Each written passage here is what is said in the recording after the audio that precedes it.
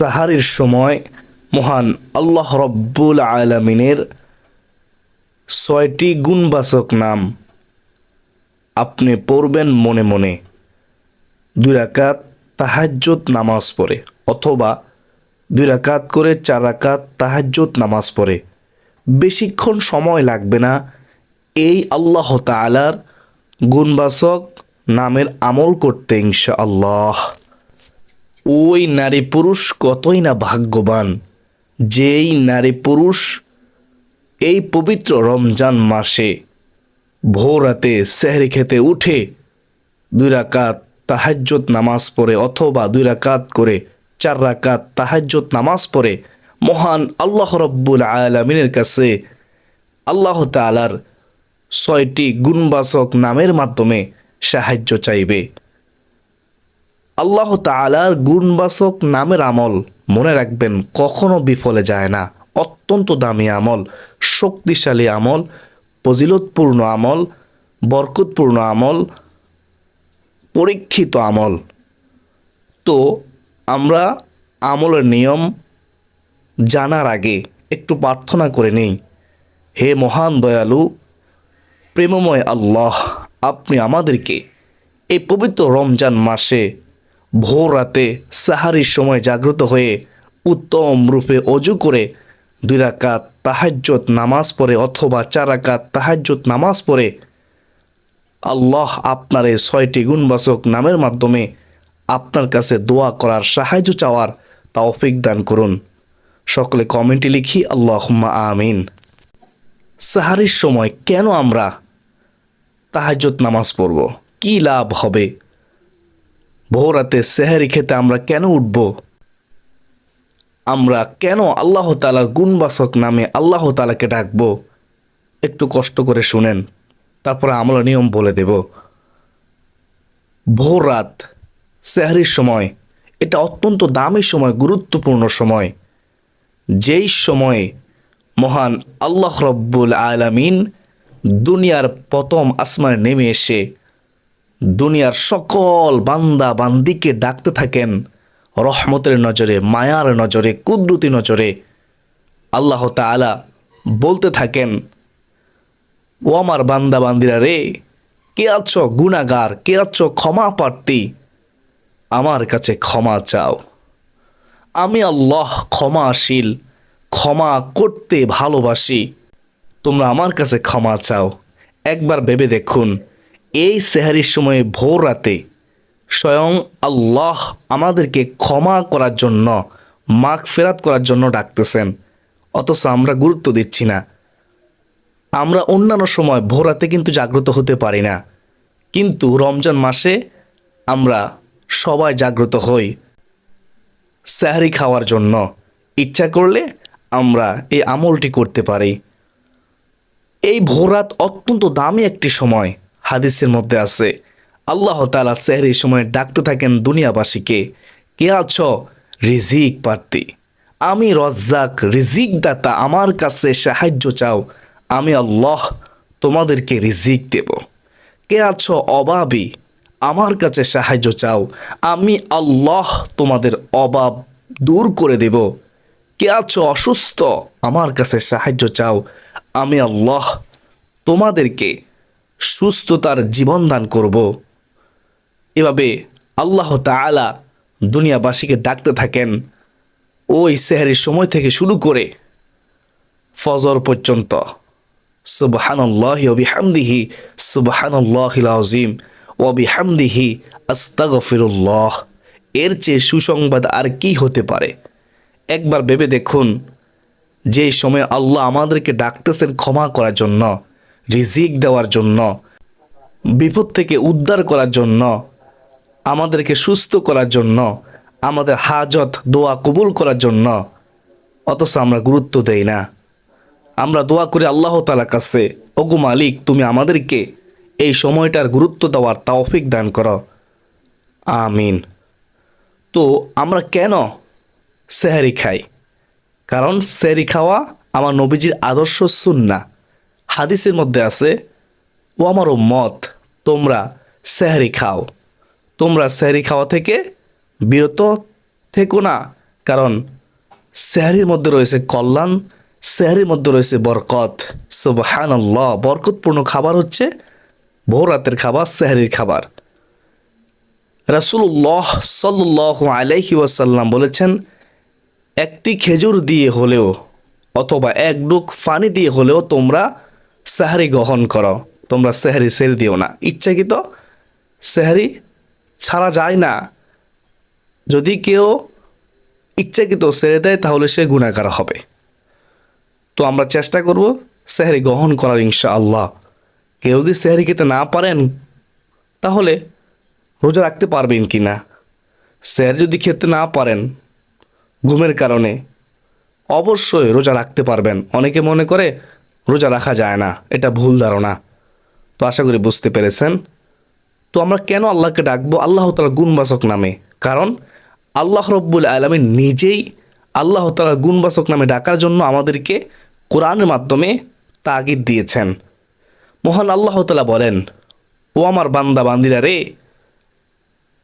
আমার আসমাউল হুসনা, সুন্দর সুন্দর নাম সমূহ রয়েছে, গুণবাচক নাম সমূহ রয়েছে, তোমরা আমাকে সেই নাম ধরে ধরেই ডাকো। সুবহানাল্লাহ। অর্থাৎ তার মানে বোঝা গেল আল্লাহ তাআলাকে আল্লাহ তাআলার গুণবাচক নামে ডাকলে আল্লাহ তাআলা বেশি খুশি হয়। আর আল্লাহ ওয়াদা করেছেন ডাকে সাড়া দিবেন। ফাদউনি আস্তাজিব লাকুম। আল্লাহ বলে আমাকে ডাকো, আমি তোমাদের ডাকে সাড়া দেব। তোমরা আমাকে স্মরণ করো, আমি তোমাদেরকে স্মরণ করব। সুবহানাল্লাহ, সুবহানাল্লাহ। তো আশা করি এতক্ষণ পর্যন্ত যারা শুনেছেন তারা বুঝতে পেরেছেন তাহাজ্জুদ নামাজের সময়টা কতটা গুরুত্বপূর্ণ সময়, এবং সেহরি আমরা কেন খাবো, এবং এই গুণবাচক নাম আমরা কেন পড়ব। তো এখন আপনারা শুনেন তাহাজ্জুদ নামাজ কীভাবে পড়বেন। আপনারা ভোরাতে সেহরির সময়ে তাহাজ্জুদ নামাজ পড়ে এই 6টি গুণবাচক নাম কতবার পড়বেন শুনেন মনোযোগ দিয়ে। কীভাবে পড়বেন, কীভাবে মনোযোগ দিবেন। আমরা ভোরাতে যখন আমরা উঠব, আমরা উত্তম রূপে মেসওয়াক করব। মেসওয়াক করার পরে অজু করব। উত্তম রূপে অজু করার পরে আমরা 2 রাকাত তাহাজ্জুদ নামাজ আদায় করব, অথবা 4 রাকাত তাহাজ্জুদ নামাজ আদায় করব, 2 রাকাত 2 রাকাত করে। চাইলে আপনি বেশিও পড়তে পারেন, এটা আপনার ইচ্ছা। তো নিয়ত করব আমি আল্লাহ তাআলাকে সন্তুষ্টি করার জন্য 2 রাকাত তাহাজ্জুদ নামাজ পড়ার নিয়ত করলাম। আল্লাহু আকবার। এভাবে সহজেই নিয়ত করে নেবেন।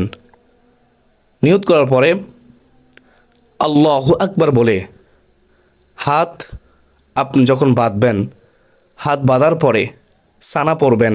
সানা পড়ার পরে আপনি আউযু বিল্লাহ বিসমিল্লাহ সহকারে সূরাতুল ফাতিহা পড়বেন।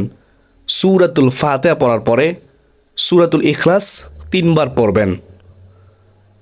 তারপরে আল্লাহু আকবার বলে রুকুতে যাবেন, রুকুর তাসবিহ পড়বেন।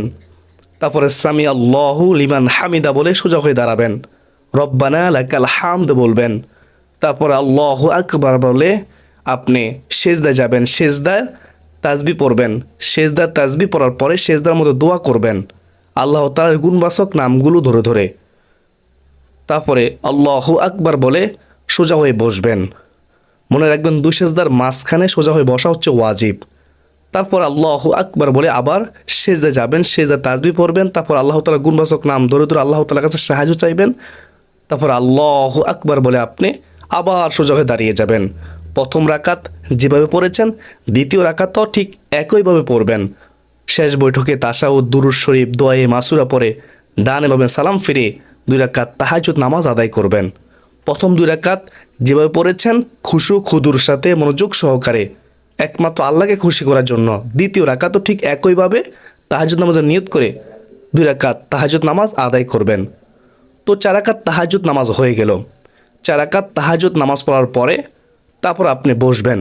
বসে 100 বার আপনি ইস্তিগফার পড়বেন, আস্তাগফিরুল্লাহ আস্তাগফিরুল্লাহ আস্তাগফিরুল্লাহ। তারপরে আপনি 3 বার দুরুদ ইব্রাহিম পড়বেন, আল্লাহুম্মা সাল্লি আলা মুহাম্মাদি ওয়া আলা আলি মুহাম্মাদ কামা সাল্লাইতা আলা ইব্রাহিমা ওয়া আলা আলি ইব্রাহিম ইন্নাকা হামিদুম মাজিদ। আল্লাহুম্মা বারিক আলা মুহাম্মাদি ওয়া আলা আলি মুহাম্মাদ কামা বারাকতা আলা ইব্রাহিমা ওয়া আলা আলি ইব্রাহিম ইন্নাকা হামিদুম মাজিদ। তো তারপরে আল্লাহ তাআলার এই গুণবাচক 6টি নাম পড়বেন 5 বার করে, কমপক্ষে 5 বার করে। 1 নম্বর হচ্ছে ইয়া রহমানু। আপনারা এভাবে পড়বেন, খেয়াল করে শুনেন, ইয়া আল্লাহর সাথে একত্রিত করে, ইয়া রহমানু ইয়া আল্লাহ, ইয়া রহমানু ইয়া আল্লাহ, ইয়া রহমানু ইয়া আল্লাহ। তারপরে 2 নম্বর আল্লাহ তাআলা গুণবাচক নামটি হচ্ছে ইয়া রহিমু। এভাবে পড়বেন, ইয়া রহিমু ইয়া আল্লাহ, ইয়া রহিমু ইয়া আল্লাহ, ইয়া রহিমু ইয়া আল্লাহ, ইয়া রহিমু ইয়া আল্লাহ। 3 নম্বর গুণবাচক নামটি হচ্ছে ইয়া কারিমু। এভাবে পড়ুন মোহাব্বতের সাথে, ইয়া কারিমু ইয়া আল্লাহ, ইয়া কারিমু ইয়া আল্লাহ, ইয়া কারিমু ইয়া আল্লাহ। তো 4 নম্বর নামটি হচ্ছে ইয়া রাজ্জাকু, ইয়া রাজ্জাকু। এভাবে পড়বেন মোহাব্বতের সাথে, ইয়া রাজ্জাকু ইয়া আল্লাহ, ইয়া রাজ্জাকু ইয়া আল্লাহ, ইয়া রাজ্জাকু ইয়া আল্লাহ। 5 নম্বর হচ্ছে ইয়া গফফারু। পড়বেন 5 বার মোহাব্বতের সাথে, ইয়া গফফারু ইয়া আল্লাহ, ইয়া গফফারু ইয়া আল্লাহ, ইয়া গফফারু ইয়া আল্লাহ, ইয়া গফফারু ইয়া আল্লাহ। তারপরে 6 নম্বর হচ্ছে ইয়া মুজিরু, ইয়া মুজিরু ইয়া আল্লাহ, ইয়া মুজিরু ইয়া আল্লাহ, ইয়া মুজিরু ইয়া আল্লাহ। এভাবে মহব্বতের সাথে আপনি যখন আল্লাহ তাআলার গুণবাচক নামগুলো পড়বেন, আল্লাহ তাআলার রহমত দরজা খুলে যাবে, আপনার দোয়া কবুল হবে, আল্লাহ খুশি হবে, যা চাইবেন তাই পাবেন ইনশাআল্লাহ।